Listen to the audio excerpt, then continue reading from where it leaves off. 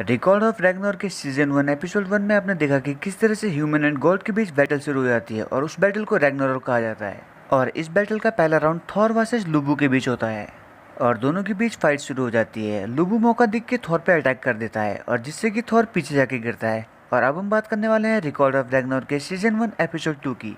और एपिसोड की शुरुआत थॉर और लुबू से होती है जो कि आपस में एक दूसरे से फाइट कर रहे हैं। और तभी हेमडल कहता है कि थॉर और लुबू दोनों बराबरी के योद्धा हैं और एरेना में बैठे लोग लुबू का उत्साह बढ़ा रहे रहते हैं। और तभी जीसस हारमीस से कहता है कि शायद इन्हें थॉर की शक्तियों का पता नहीं है। और जहाँ एक तरफ थॉर और लुबू फाइट कर रहे होते हैं तभी थॉर अपने इलेक्ट्रिक शॉक का इस्तेमाल अपने हैमर को पकड़ने के लिए करता है और ये देख के लुबू थोड़ा सीरियस हो जाता है।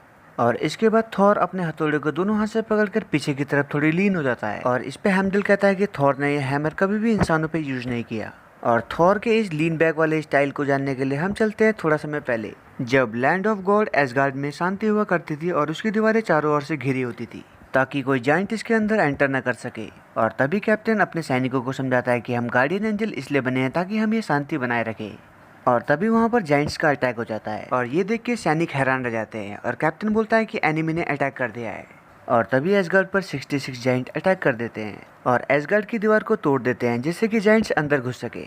और दीवार के टूटने के बाद लोगों में अफरा तफरी मच जाती है और लोग इधर से उधर भागने लगते हैं। और तभी गार्डियंस कहते हैं कि हमें इन जाइंट्स को रोकना पड़ेगा, लेकिन इसका कोई फायदा नहीं होता क्योंकि जाइंट्स उन्हें मार देते हैं और उन्हें खा जाते हैं और पहुंच जाते हैं एसगार्ड के दरवाजे पे और उसे तोड़ने लगते हैं। और तभी दरवाजे के अंदर बैठा हुआ शख्स बोलता है कि अब सब कुछ खत्म हो गया, जाइंट्स यहाँ पर आ गए। तभी पीछे से थॉर चल के दरवाजे के पास जा रहा होता है तो आदमी बोलता है कि तुम भी अपने आप को मेरी तरह छुपा लो। और तभी थॉर दरवाजा खोल देता है और तभी जाइंट्स थॉर पर अटैक कर देते हैं। और थोड़ी देर बाद थॉर उन 66 जाइंटों को अपने सिंगल हाथ से खत्म कर देता है। और जब याला मूव थॉर लुबू पर अटैक करने जा रहा होता है तो सभी देख के चौंक जाते हैं। तो इस पे जीसस कहता है कि अब प्ले टाइम खत्म हुआ। और ये देख के लुबू भी थोड़ा सीरियस हो जाता है और तभी थॉर लुबू पे अपने हैमर से अटैक कर देता है। और इस पे गॉड शिवा कहता है कि मुझे लगता है कि पहला राउंड खत्म हो गया। और गॉड बर्नर से कहती है कि यही होता है जब गॉड एंग्री हो जाते हैं और कहते हैं कि इंसान कभी भगवान को हरा ही नहीं सकते। तो बर्नहेड गॉड से कहती है कि तुम्हें ध्यान से देखना चाहिए, अब वो समय आ गया है कि जब इंसान इतिहास बदलेगा। और तभी थॉर के हथौड़े के नीचे दबा हुआ लुबू थॉर के हथौड़े को हिलाता है और ये देख के सभी हैरान रह जाते हैं। और तभी लुबू थॉर की चेस्ट पर अटैक कर देता है जिससे कि थॉर की चेस्ट से खून निकलने लगता है, जिससे कि लुबू थॉर से कहता है कि तुम फाइट में अच्छे हो। और तभी थॉर अपना खून देखते हुए लुबू से कहता है कि ये तो व्यर्थ है कि तुम एक इंसान हो और कहता है कि हम दोस्त हो सकते हैं। और अब शुरू होती है लुबू की कहानी जो कि 3 किंगडम में सबसे शक्तिशाली है। और लुबू अपने बचपन में इस खोज में निकल जाता है कि इस संसार में सबसे शक्तिशाली कौन है और जो भी चीज उसके रास्ते में आती है वो उसे मार देता है। और लुबू अपने स्ट्रॉन्गेस्ट अपोनेंट की खोज करता रहता है और 30 साल बाद लुबू को पता चलता है कि इस संसार में कोई नहीं है जो कि उसकी बराबरी कर सके। और इस बोरियत को मिटाने के लिए लुबू अपने आप को बंदी बनवा लेता है ताकि लोग उसे मार सके। और यही थी लुबू की कहानी। और अब चलते हैं फाइट में, जहाँ पर लुबू थॉर से कहता है कि आखिरकार मुझे एक स्ट्रॉन्गेस्ट अपोनेंट मिला जिससे मैं फाइट कर सकता हूँ। और ये देख के लुबू का सेनापति कहता है कि मैंने कभी भी लॉर्ड को इतनी खुशी में नहीं देखा।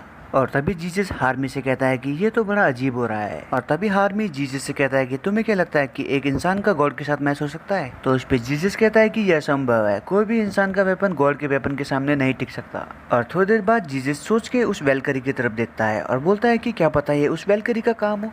और तभी वेलकरी उसकी तरफ देख के हंसती है और जीसस समझ जाता है कि ये उसी का काम है।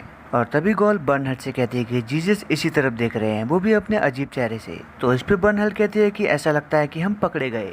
और रैग्नारोक शुरू होने से पहले गॉल बर्नहेड से पूछते हैं कि क्या ये थोड़ी सी भी चांस है कि इंसान गॉड को हरा सके? तो इस पे बर्नहेड गॉल से कहते हैं कि बिल्कुल नहीं, और बताती है कि गॉड के पास ऐसे वेपन है जिनसे वो हमेशा ट्रेनिंग करते रहते हैं।